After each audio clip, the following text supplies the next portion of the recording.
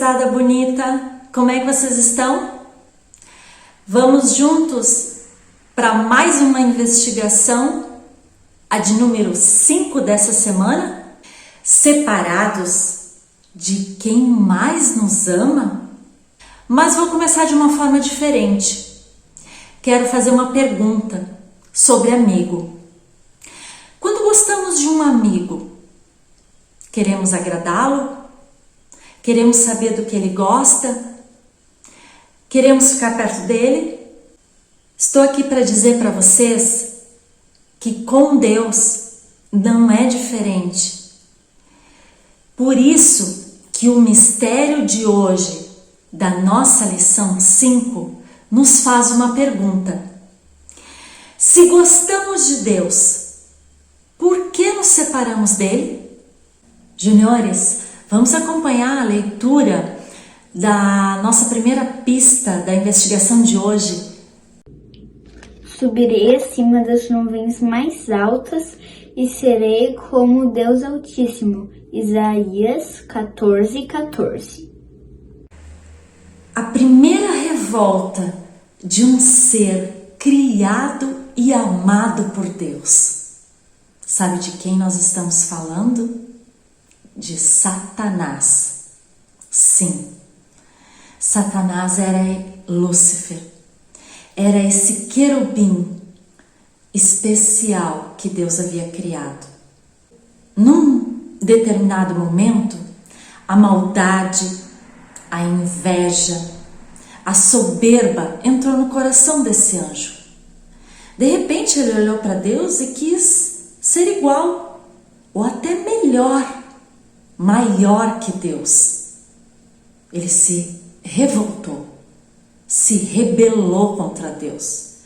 Por ele se revoltar, se rebelar contra Deus, ele perdeu o livre acesso da presença de Deus.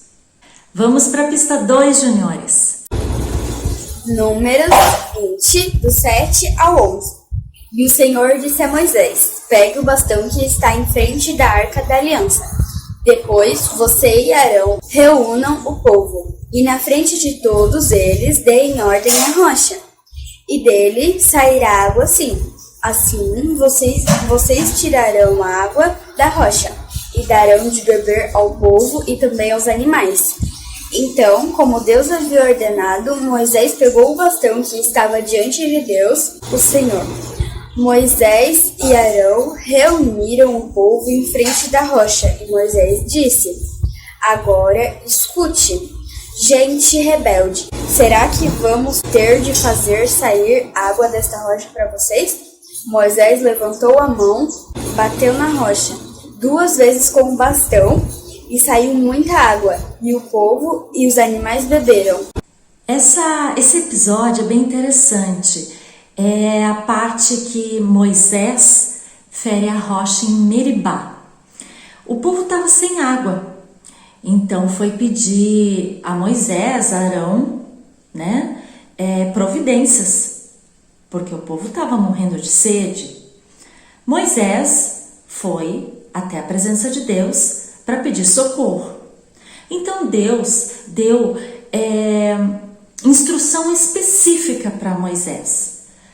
Vai lá na rocha e fala com ela que ela dará água o suficiente para o povo. Só que na hora, Moisés não fez exatamente como Deus havia dito. Ele bateu na rocha. Ok, veio água da mesma forma. Com esse episódio, juniores, nós aprendemos, com o exemplo de Moisés, que uma ação desobediente nos separa de Deus. Quais as ações desobedientes que a gente tem cometido? E agora, pista 3. Gênesis 37, 31, 33. Então os irmãos mataram um cabrito e com o sangue mancharam a túnica de José. Depois levaram a túnica ao pai e disseram: achamos isto aí. Será que é a túnica do seu filho? Jacó reconheceu e disse: sim, é a túnica do meu filho. Certamente algum animal selvagem o despedaçou e devorou. Essa é uma parte da história de José. Quem já não ouviu falar a respeito de José do Egito, né? Mas essa parte conta o momento em que os irmãos de José o venderam como escravo. E na volta para casa, os irmãos de José tinham que dar alguma explicação, alguma satisfação para o pai de José. Eles fizeram o pai acreditar que José tinha sido devorado por um animal selvagem. Ou seja, eles mentiram. Essa é uma atitude que desagrada a Deus, que nos afasta da presença dele. Então, vamos acompanhar a leitura da nossa última pista, a pista 4, que está lá em Lucas capítulo 5. Porém, Jesus sabia o que eles estavam pensando e disse: por que vocês estão pensando assim? O que é mais fácil dizer ao paralítico: os seus pecados estão perdoados, ou levante-se e ande? Aqui, essa parte da leitura nos mostra os escribas e fariseus presenciarem um milagre de Jesus. Eles testemunharam a cura de um paralítico. Eles andavam com Jesus no sentido, andavam perto, né? Andavam de olho em Jesus. Eles ouviam Jesus pregar. Eles viam os milagres de Jesus. E mesmo assim, eles não conseguiam acreditar. Eles tinham um coração duro. Coração duro nos afasta de Deus. É por isso que temos em nosso redor pessoas que vão à igreja, que são conhecedores da palavra de Deus, que leem a Bíblia, mas não aceitam Jesus como seu único e suficiente Salvador. Gurizada, eu preciso dizer para vocês, no tocante a pecado, não existe pecado, pecadinho, pecadão. É tudo pecado.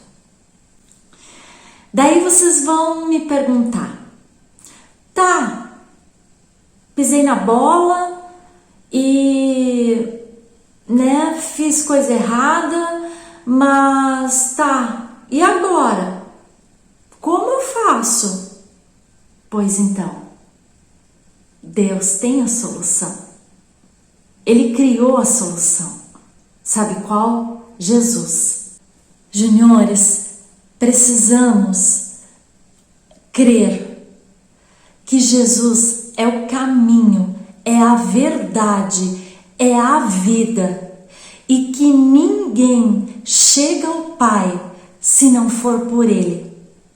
Lembrem, Jesus é o acesso, é o tag, é a senha, é a chave para se chegar na presença de Deus. Qual é a nossa eureka de hoje? Por causa do pecado, nos separamos de Deus. Um beijo no coração de vocês.